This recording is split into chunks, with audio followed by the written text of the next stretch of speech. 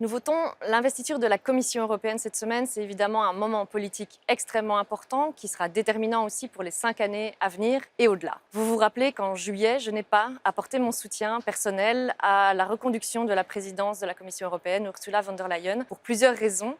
La première étant qu'il y a un recul global sur l'objectif lié au pacte vert européen, mais aussi un agenda beaucoup trop sécuritaire et anti-migratoire qui, finalement, fait le lit de l'extrême droite. Raison pour laquelle je n'ai pas apporté mon soutien, contrairement au groupe des Verts, dans sa majorité, qui a décidé de soutenir pour pousser von der Leyen vers une coalition pro-démocratique et pro-européenne, avec 2 signaux clairs qui lui étaient demandés, des promesses qu'elle a par ailleurs faites, pas de recul sur le Green Deal et pas de collaboration avec l'extrême droite. Où est-ce qu'on en est aujourd'hui? Eh bien, les 2 promesses ne sont pas tenues. Non seulement elle a décidé d'octroyer, et c'est son choix personnel, un poste de vice-présidence exécutive à Raffaele Fitto, commissaire italien issu du parti de Fratelli d'Italia de Meloni. Deuxièmement, pas de recul sur le Green Deal, eh bien, force est de constater qu'elle a rapidement réouvert le règlement anti-déforestation pour reculer sa mise en œuvre d'1 année. Et son propre groupe politique en a profité pour déposer des amendements qui visent à détricoter le texte et à le vider de sa substance. 2 reculs en à peine quelques semaines de temps. Et puis, un jeu politique incroyable entre les socialistes, les libéraux et le PPE, avec en partie la collaboration évidemment de l'ECR, des ultra-conservateurs de Meloni, pour les nominations, chacun se tenant par la barbichette pour faire nommer son commissaire dans le portefeuille désigné.